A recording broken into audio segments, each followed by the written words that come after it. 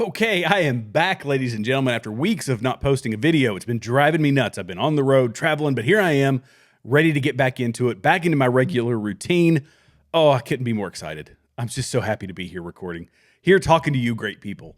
So be sure, by the way, I'll go ahead and do the disclaimer. Hit the like button, the subscribe button, leave comments below, and share the video. That's how we get outside of the YouTube algorithm. But we're going to talk about, first off, okay, Pam Bondi. This is something that people are freaking out about. Pam Bondi, the left is, although for us on the right, I think we should be a little concerned as well. Pam Bondi has a checkered past, legally speaking, especially when it comes to the Second Amendment. We're going to talk about that. We're going to talk about government employees. They're about to be freaking out because DOJ, which is an advisory, organization. It's not inside the federal government, but it's an advisory council, committee, organization, whatever. Elon Musk is about to recommend and will subsequently become part of policy for people to be accountable for the things that they're doing every week, i.e. government employees. So get ready, all you folks that work 6-hour work days. MSNBC, they had a bombshell. Oh, Pete Hegseth, he's a white supremacist, so they say.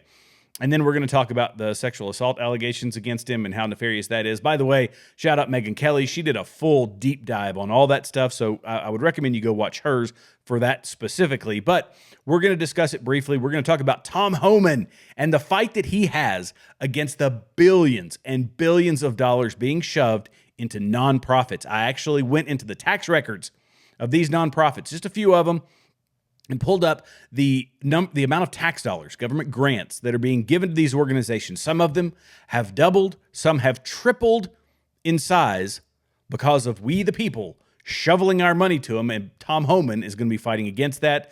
But Tom Homan don't give a what, and so he's the right guy for the job. We're going to talk about North Carolina victims and how they're still being left out. It's a shameful situation. Kamala said that she needed a break, after running for president. It was super hard for her, all that kind of stuff. And then we're going to close off on World War III and Biden ushering in World War III, trying to get something ramped up before Trump comes into office. He is playing disruptor, and he's playing right into the hands of the deep state, the military-industrial complex, all that good stuff. And we've got a few other stories that we may get to. We'll see. I might pick a couple here at the end that are particularly interesting. So let's go ahead and kick it off with Pam Bondi. Pam Bondi, the former Attorney General of Florida. And this is not, by the way, Pam Bondi. Well, here, I'll just go ahead and take it off of Mr. Guns and Gear. He's the one who did this video. But Pam Bondi, the former Attorney General of Florida, is going to be the Attorney General of the United States. It should have been Matt Gaetz. I don't think Pam Bondi is the war dog against the deep state that Matt Gaetz would have been. And in this instance, with the Second Amendment, serious questions, serious concerns. Let's listen to it straight from her mouth. Writing it, and we are going to bring in something called the Gun Violence Restraining Order. Oh, I already don't like it. So if someone is civilly committed, typically you can hold them for up to 72 hours, but people are getting out within 24 hours, the majority of them. So what we want to do is let law enforcement come in and take the guns. Good. They're a danger to themselves. Which you can't do others. right now. Well, without being adjudicated. So because they're a danger to themselves. You want them to take the guns and not go through 6 months of legal trials and everything. Exactly. But we also have to give the mentally ill the due process in which they deserve, President. So what we're doing is they're going to be able to take the guns when they're taken into custody or into the hospital. And then when they're released, within 24 hours or 72 hours later, typically it's 24 hours, but law enforcement will have 72 hours to determine whether they should give those guns back or they can go to a judge and say, Your Honor, please keep these guns. We feel this person is still a danger to himself or others. So this would not have worked the way it's currently constituted. This would not have worked with Cruz as it's currently constituted. As it's currently written. So you're going to make changes? We're going to make changes. And one other thing. So that video. Okay. This is Mr. Guns and Gear, by the way. So if you want Second Amendment stuff, go straight to this guy. He does unbelievable work. He's articulate. He does a great job. Okay, so let's talk about this. Look, people get on Second Amendment advocates like myself because we don't like any of the laws, any of the regulations. It's a complicated thing to a certain degree, but It's written in the Constitution. It's explicitly written in the Constitution. We don't mess around with this stuff. Let me make some points here. One is they want them to take the guns when they are taken into custody. When you are taken into custody, you are under suspicion of something. That doesn't mean that they have the right to take your right to self-preservation. They can't remove a constitutional right. A police officer can't do it. A magistrate can't do it. They can't do this without going through due process of law, first off. So when they take them into custody, they take away the guns. Next one is law enforcement has 72 hours to determine whether they should be allowed to keep the guns or go to a judge and say, Your Honor, please keep these guns. We feel this person is still a danger to himself or others. So says Pam Bondi. Direct quote from her from the video we just watched. Here's why this is dangerous. One, law enforcement becomes an arbiter, becomes a manager of your constitutional rights, and that is wrong. It's supposed to be a jury of your peers, not some random law enforcement officer. Do you think a Seattle police officer or a Chicago police officer or a Portland police officer or any of these people in deep blue areas have any issue taking away your right to self-preservation? No, they do not. You can't separate. It's impossible to separate people from their ideologies. The left has an ideology, which is guns shouldn't exist, period, end of story. And we don't need to put our right to self-preservation, our right to own firearms in the hands of those people. Second off, it says you can make a plea to the judge and say, Judge, we don't believe that you should allow this person to have their firearms. Judge, take the guns. So says Pam Bondi. This is a prime example of why this doesn't work. Democrats strike a deal to get more Biden judges confirmed before Congress adjourns. Biden judges. Our judicial system has become politicized. Lady Justice, especially in left-wing states and left-wing cities, Lady Justice has her blindfold peeking out the corner. It's not blind justice anymore. She wears a blindfold for a reason, because it doesn't matter where you come from, how you vote, what part of the country you're in, what ethnicity you are, what race you are, what religion you are. None of that matters. Is supposed to matter to Lady Justice, but it does now. We have Biden judges. And notice the difference, by the way. A Biden judge or a Democrat judge versus a conservative judge.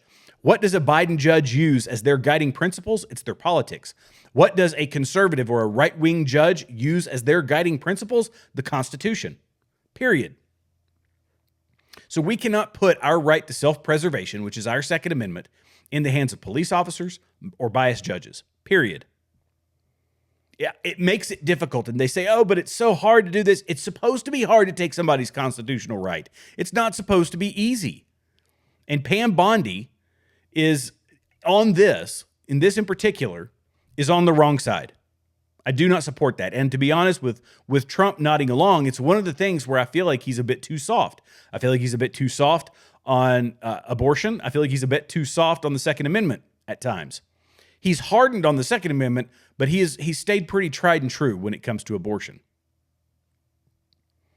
The arbiter of our rights has to be a fair and impartial jury of our peers to decide if we're a felon. If we're a felon, you can take the guns.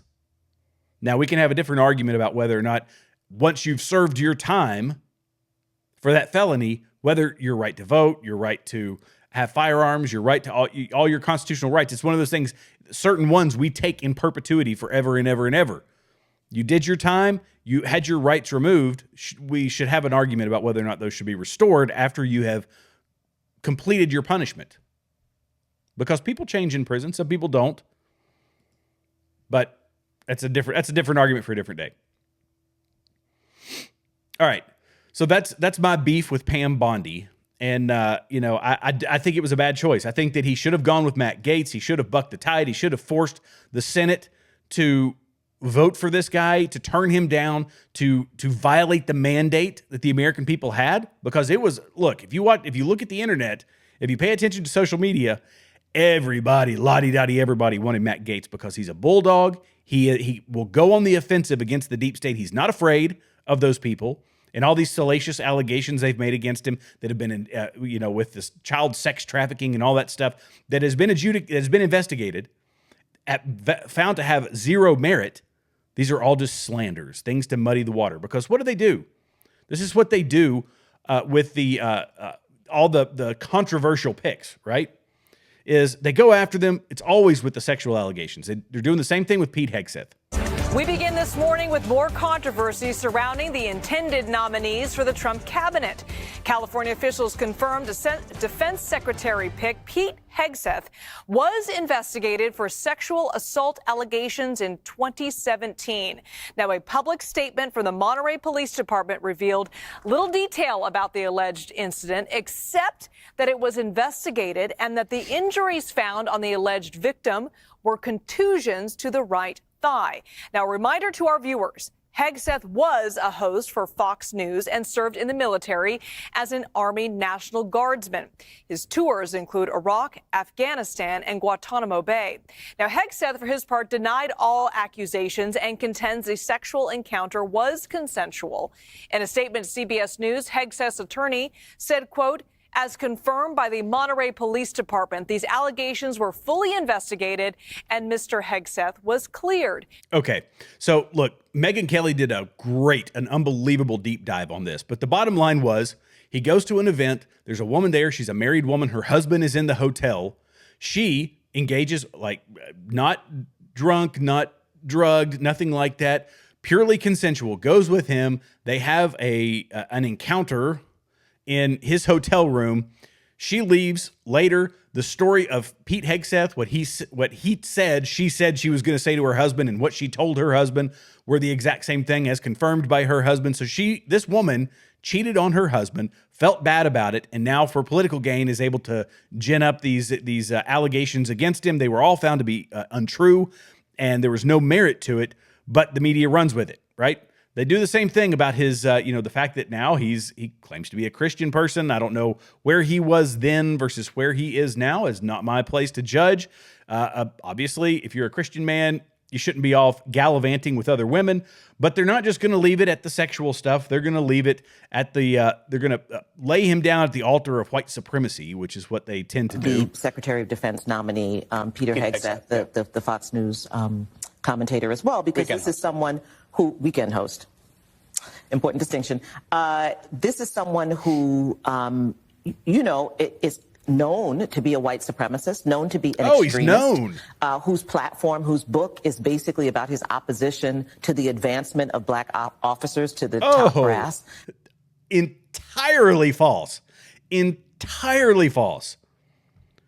They like to come after him because of his stance on women. He believes women shouldn't be in combat arms. Honestly, I believe the same thing. I don't think women have any place in combat arms. You want to serve in logistics roles, you want to serve in different roles, sure. I got, like, women in the military I don't have a problem with.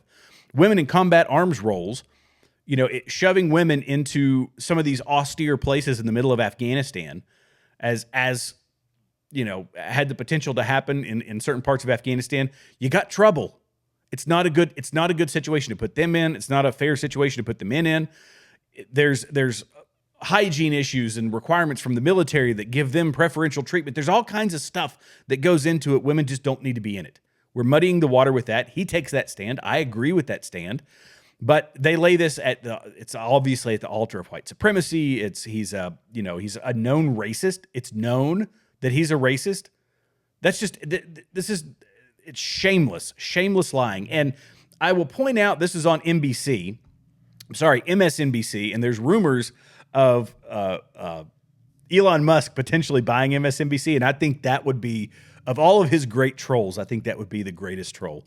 If they took MSNBC, Elon Musk buys it, and Joe Rogan even said, "Hey, I'll go on and I'll take Rachel Maddow's spot and do all this stuff," I think it would be an amazing troll. It would be unbelievable. But this is Pete Hegseth, my opinion on it. Got it. His command, his time with soldiers was at a lower level of command, battalion and below, I believe. I don't think he was ever even at the brigade level. And to me, is irrelevant. It really is irrelevant. We've had secretaries of defense who are not even military officers, who have never been in the military. We have secretaries of defense who have been generals, as we do now. We have had atrocious ones who served in the military. Atrocious ones. Horrible secretaries of defense who made it to the highest reaches of the military. That in and of itself does not make you a great secretary of defense.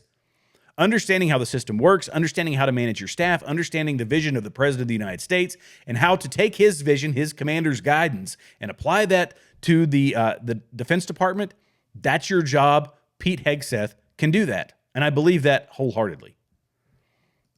But they're coming after a lot of these picks for many, many reasons, one of which is, government employees. Government employees are terrified right now, and they should be.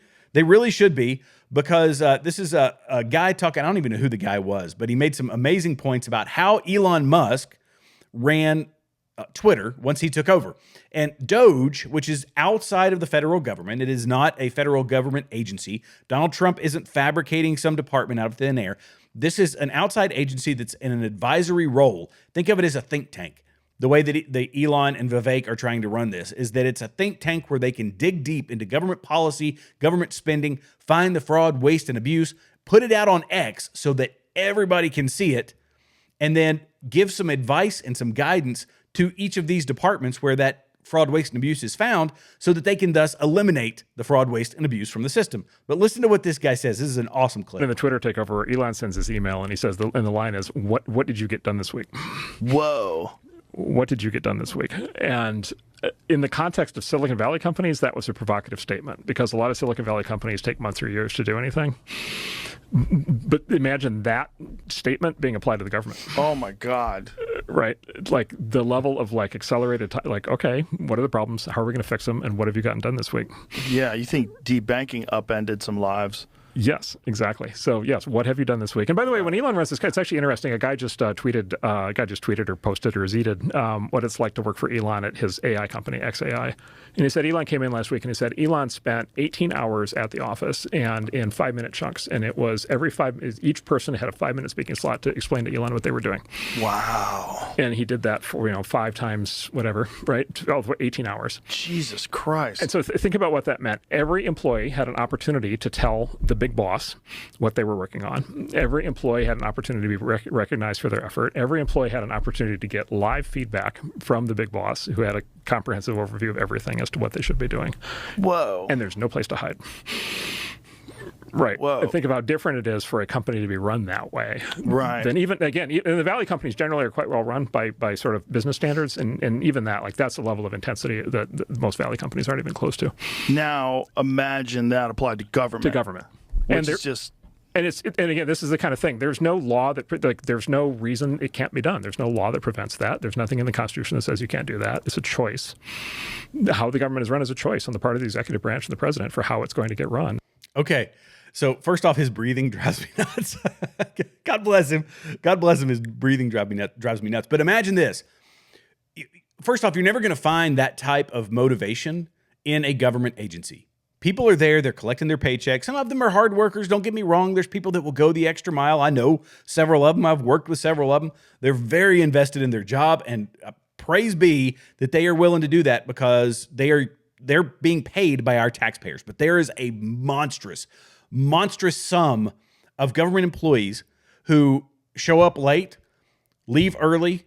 Nobody questions them. Nobody cares. They do the bare minimum. It's a paycheck to them. That's all they care about. They want to get their GS retirement, all that good stuff, right? Some of them are even former military. So they worked really hard for 20 years. They get a government job, and they start to settle in to that environment.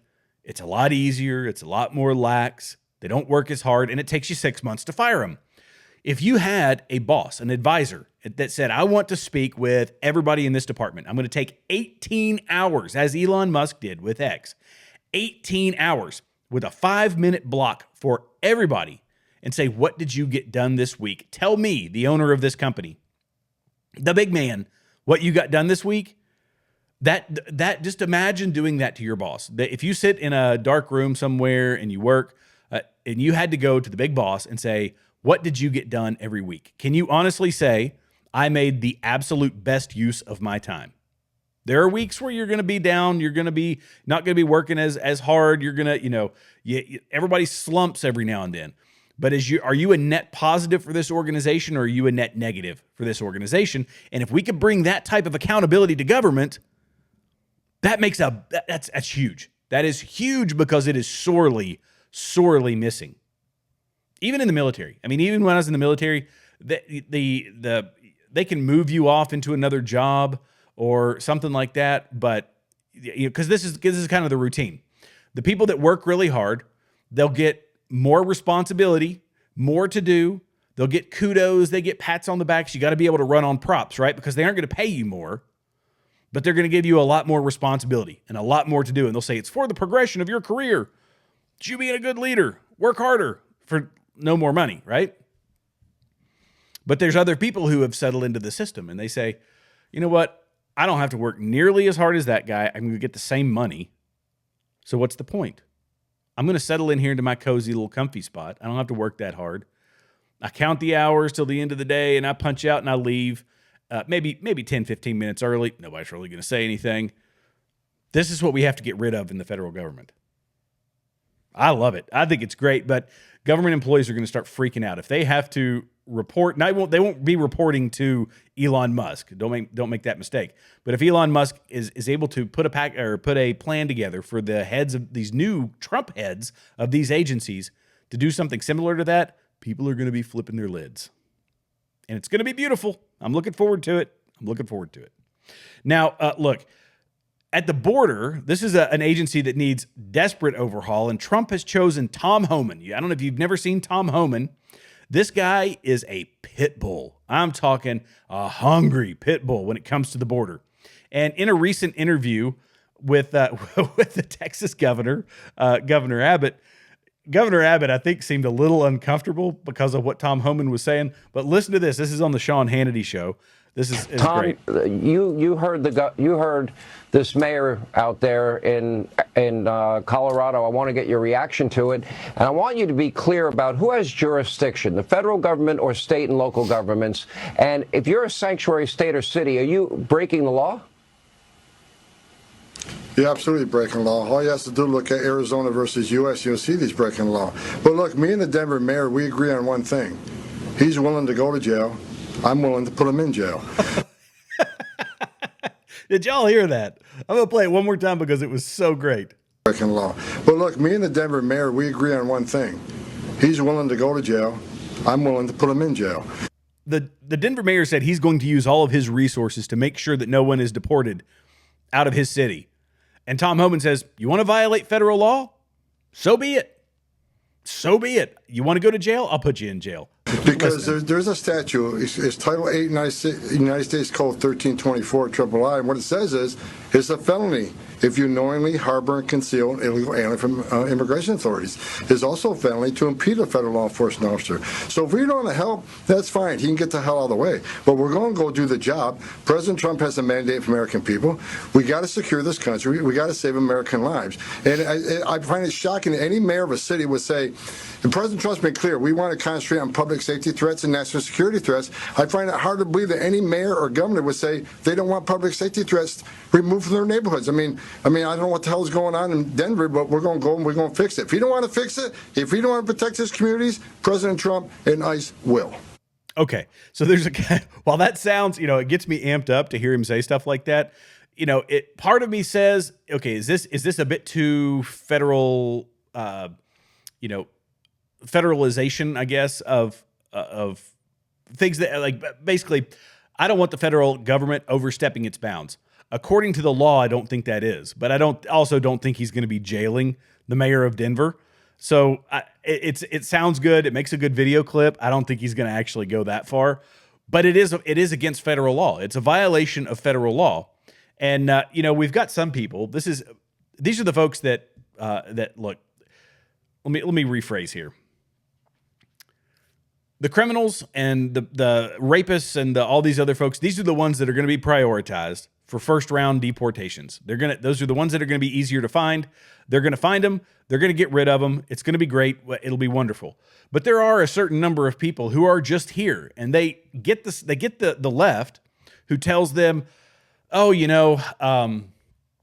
this is all about humanitarian. This is us being humanitarian. This is us being kind. It's us welcoming in the lesser of human civilization. Da da da da da. We're the pure people in this whole thing. We're doing this because these people are just escaping persecution. Da da da da da da da. Here's a person escaping persecution, right? And this person says, play it with sad music, and they say, I decided to deport myself before Donald Trump does. Okay, so you're leaving America and you post it on TikTok. To what? Go back to where it was so bad you had to leave, and you feel this comfortable just saying, well, Donald Trump's going to deport me. I don't want to have my name on a list. So I'll just go back myself. I'll go back to my house in Mexico, or go back to my house in Venezuela, or my house wherever else. That begs the question, was it really as bad as we were led to believe where you were coming from? No, probably not. This was a meal ticket for a lot of these people. I got it. There's people who are destitute. There's people who are escaping, poverty. But I'm sorry, you voted for the poverty. You voted for the socialist if you're in Venezuela. You voted for the socialist. You reap the consequences of that. You want to come into America, go the right way. Come through a port of entry. That's it. Don't slip across the border like a criminal and then land yourself in another city. Get your EBT card, which is provided to you by some of these nonprofits. Well, the EBT card, and that's provided by us, the taxpayers. But link up with these nonprofits who kindly shuffle you into Chicago, into middle America, into Ohio, into wherever else. Take advantage of our generosity, and then leech off the taxpayers. And then the minute that Donald Trump comes in, you say, well, I got my money. All right, time to head back to Mexico. I'll try again in 4 years. Because it ain't that bad, right? It's just the dishonesty of it all. And it drives me nuts. It drives me nuts. But that's, this is what it is. Now, I'm going to talk about the, this is really crazy, what Tom Homan is up against. Tom Homan is not just up against the machine. He's not just up against Congress and the Democrat Party, the people who wanted to bring in tens of millions of people over the past decade, 20, 30 million people. We don't actually know the full number, but it's the nonprofits. And I thought, based on what I follow, both on my personal side and on my, Continue Freedom side of social media, I've been seeing nonprofit stuff pop up about helping the kids, helping the families, helping all these poor, destitute people. And, part of you is like, yeah, that's, it's sad that you voted for socialists and that then your country goes to crap and then you just come to us, the taxpayers, to we the taxpayers and get your meal ticket and all that. Yeah, I feel bad for you that you have to live in poverty, but I mean, fine. If if you voted for it, I can't feel a lot of sympathy for you. So anyway, I went through this list of nonprofits. And this is from the Texas Tribune. They listed several of them, but I just picked a few. Let's go with the first one. And this is the Diocesan, I believe, Migrant and Refugee Service. And by the way, all of this is publicly available. You can go to the IRS website. If you find a list of nonprofits, find out the biggest nonprofits that are helping with the migrant crisis, i.e., the largest human smuggling ring in world history, which is what this is. They have smuggled tens of millions of people into America, and they've done so on our dime. But you can find these nonprofits, find their tax records, and it will tell you how much government money they're getting. So the Diocesan Migrant and Refugee Service, EIN is 74-272-3627. You can, again, find all this information. It's all publicly available because they're 501c3s. They have to make it. $4.7 million total being brought in. This is a small one, very small. How much of that is government money, government grants? $3.5 million. 75% of that nonprofit is funded by the federal government. I mean, I guess you could say that almost makes it a federal agency. Kids in Need of Defense, KIND. Sounds great, right? The previous year, so in 2020, their filing was $24.8 million. Moderate-sized, organization. Their 2021 filing, and this isn't even the 2022 numbers. They didn't have those online, or the 2023. They all go up, by the way. 2021 filing was $46.6 million. So it went from 24.8 to 46.6. How much of that 46.6 was government grants, government money? 34 million. So about 3/4 was government grants. And you might say, oh, well, they do all this. I'm sure they do other, fundraising, and they have their other events and all that. No. 725,000 in fundraising. But 34.2 million in government grants. Now, here's a big one. Lutheran Immigration and Refugee Service. The Lutherans. Hey, the Lutherans. My grandmother was a Lutheran. 2021, their total revenue was $114 million. 2022, $207 million. Almost doubled in size. How much of $207 million was in government grants? $179 million. 179.8 actually in government grants. The CEO makes a cool $500,000 a year. The VPs, they all make 250,000. But you might say they've always been big, right? 2018, $47 million total. 2019, $60 million total. 2020, $61 million. So they only gained $1 million between 2019 and 2020. In 2021, remember what happened? We had a 2020 election. In 2021, doubled to $112 million. They doubled in their size. And in 2022, they almost doubled again. So in 3 years, they went from $61 million to $112 million to $204 million. All on our dime. All on the taxpayers' dime. And this is common, like throughout the whole thing, right? We're pumping all these tens of millions, hundreds of millions of dollars into nonprofits to bring illegals in. And then there's the federal money that's going into their EBT cards to pay for their housing, to do all this stuff. And yet, when we have a natural disaster, when American families lose their homes, what happens? Well, we'll hang around for about a month and then we're gone. North Carolina victims of Hurricane Helene have been victimized again as the National Guard and the 18th Airborne Corps have exited areas of the state that are still trying to recover from the storm. And there's firsthand accounts. Steve Baker did some firsthand accounts. He was down there for like a month.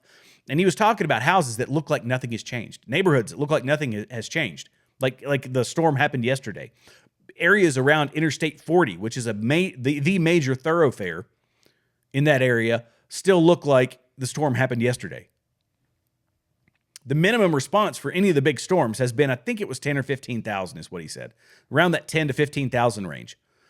They never passed 4,000 for this storm. And the people at FEMA say this is the worst storm. This is the worst disaster we have seen in all the storms. One guy he was talking about, Steve Baker, was talking about it. Steve Baker is a commentator for The Blaze. And he said, look, I was talking to a FEMA guy who goes to all of the storms. He is there to respond to all of the storms and says this is the worst one he has ever seen. And he was there for Katrina. He was there for all of them. So we'll leave our American citizens hanging, leave them out to dry. But we will pump hundreds and hundreds and hundreds of millions. By the way, I will say that there are still people. I was seeing a story the other day. Families in trailer parks where they aren't able to, they can't get the FEMA money. They're not getting the FEMA money. They have repairs to their homes. So the insurance, or they probably didn't have insurance. So they're living in tent cities outside of their home. We're going into winter. They're in the mountains. I don't know if y'all have been in the mountains of western North Carolina. It gets cold. And these people are living in tent cities, because the federal government has abandoned them. That is shameful. That is shameful.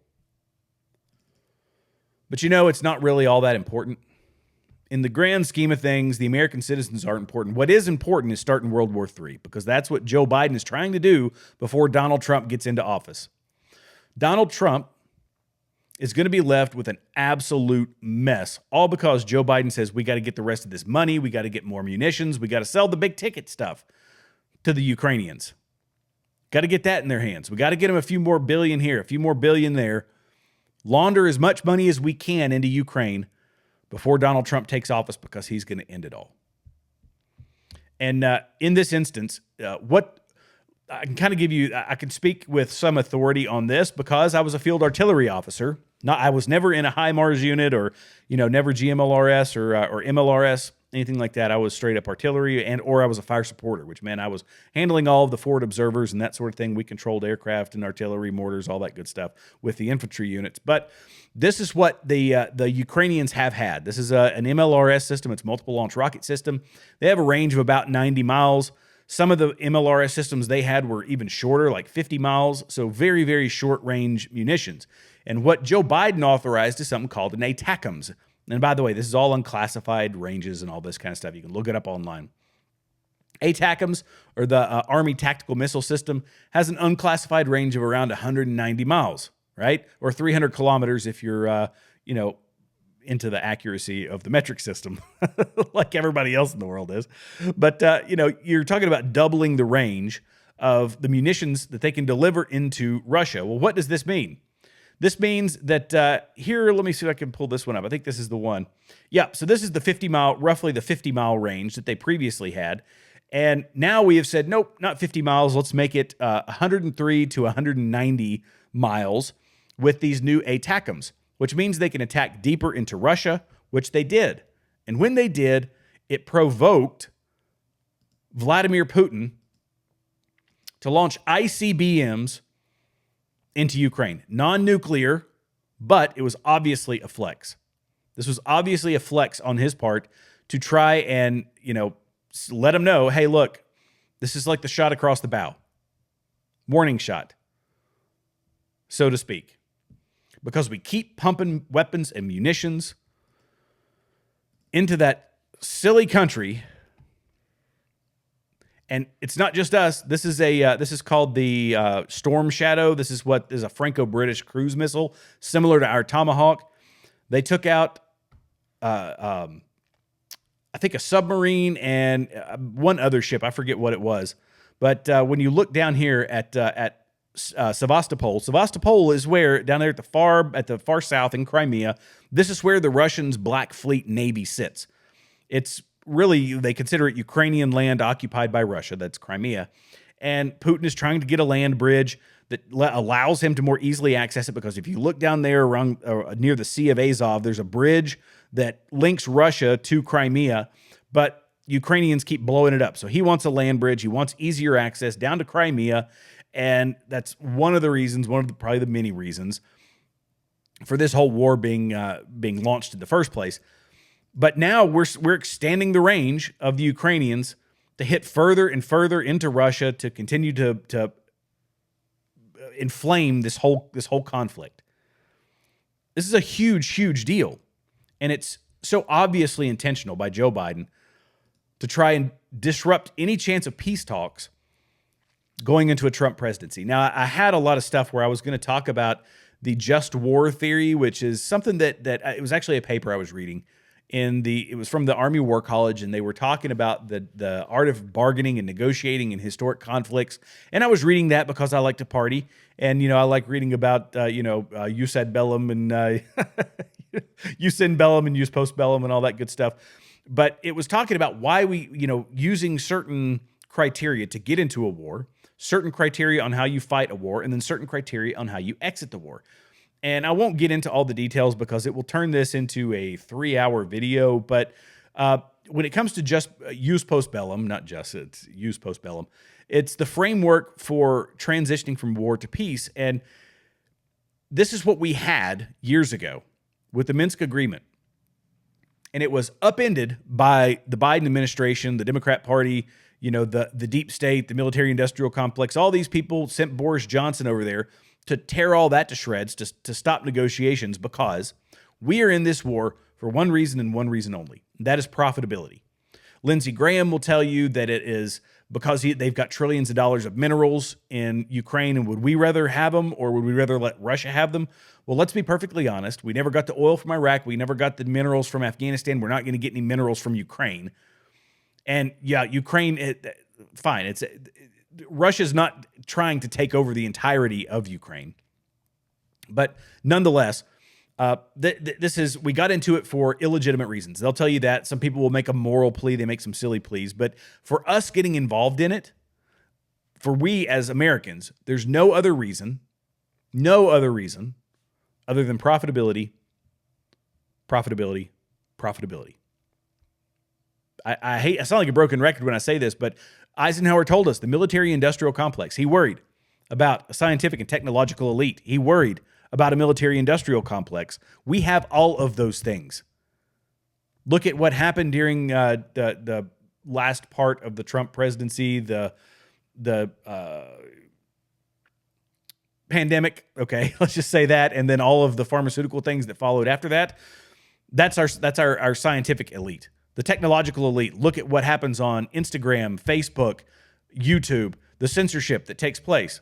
Why is there such a flip out about Elon Musk buying a guy who's a middle of the road dude, a free speech advocate, buying a social media company? Who cares, right? No, because it disrupts the technological elite, the ones that control our information. Why do they hate the Daily Wire? And why do they hate Steven Crowder? And why do they hate, Continue Freedom or whoever? I'm not on their level yet, but I will be. Why do they hate these independent media outlets? Why do they hate Joe Rogan? Because Joe Rogan disrupts the communication side of the technological elite. And then a military-industrial complex. People who profit off of war, who were losing billions once we got out of Iraq and Afghanistan. So they said, we got to ramp up the drone program. Hey, let's do what we can to disrupt this, to make things, to set the conditions for Vladimir Putin when he decides to go into Russia. I mean, part of that was with the election and who was the president, knowing that he wasn't actually going to take any action. But let's do what we can. Let's take advantage of this opportunity to make billions and billions and billions of dollars that we funnel through the taxpayers, through the tax system, or not through our tax system, but through our monetary system, shovel it over into Ukraine, bring it back into our companies. We make billions. I can buy a second house. The military-industrial complex keeps humming.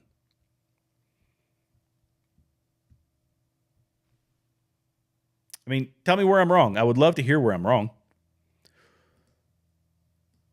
But those of us who have fought in war, see, this is the other part of this. The part of setting the conditions in Jus Post Bellum is which is how to end a war. Both parties have to conclude that they would be better off with an agreement. Second, you have to have mutual action. It's required to attain an agreement. And third, there have to be multiple options on the table. So you got to be able to give and take.